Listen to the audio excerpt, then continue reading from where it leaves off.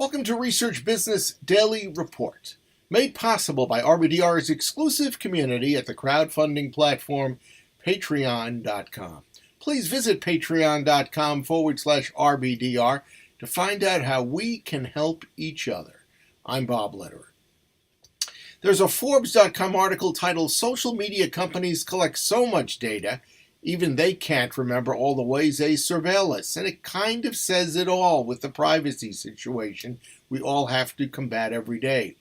Now, regardless of what you feel about personal privacy, whether you're concerned or have no concern about it, it's certainly worth your while to understand what is going on out of your sight with social media.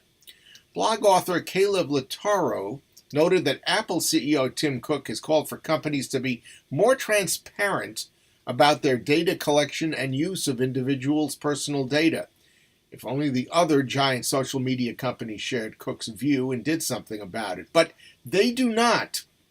So Lataro may have seen this as his responsibility and opportunity to explain how wide and deep and far personal individual data is being gathered and applied with no questions required to be answered by any of the social media companies.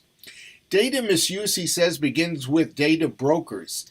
And Lataro says there are so many out there that it would be literally impossible to ask all of them what kind of data they have about us. And those data brokers buy and sell inestimable numbers of the most intimate private information about us every single day. So why don't we get the people to get the government involved to crack down on these abuses? Nice idea, but that proposition, Lataro declares, is misguided and naive, because a tremendous amount of data that we think about that is online is actually bought and sold offline. So there would need to be separate regulations for both, and online regulations are just not going to be happening anytime soon. If you watched any of the congressional hearings involving some of the biggest social media chief executives, you will probably remember how uneducated our government representatives went into that congressional hearing, as evidenced by their ridiculous questioning. It's also ironic that we have seen personal data privacy laws can actually lead to lesser privacy. Look at GDPR, the 2018 new monumental European regulation that had all of us in concern. Now, did you know that it actually allows, for the first time, for facial recognition to be done across Europe? Lataro emphasized how social media companies, quote, are notoriously silent when it comes to details about how they control what we see and say online. Their stated efforts to remove terrorism, hate speech, and fraud online, and to halt self-harm, silence bullies, and address the most toxic and dark areas of their programs are just never proved, because there are no details that they release regarding how and if their efforts are actually working. Now, that's a pretty hideous reality, and yet consider that, according to Lataro, the most troubling element of our modern surveillance society is the complete lack of legal rights that any of us have to know the extent to which we are being surveilled. And as a result, social media companies can and do spit out what I would call misleading answers to privacy queries. Take, for instance, Facebook's debut of its new Portal in-home camera system.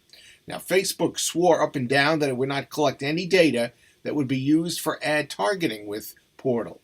But it didn't take long for Facebook to have to reverse course on that, because it confirmed that Portal would rely on Facebook Messenger, which, not so by the way, does collect data for ad targeting. So can anything actually be done? Well, there's a coalition of data-driven industry groups, including the Insights Association, that is urging the White House to adopt a new privacy paradigm that's focused on reasonableness and best suited to create lasting protections for consumers, as well as foster a competitive and innovative marketplace.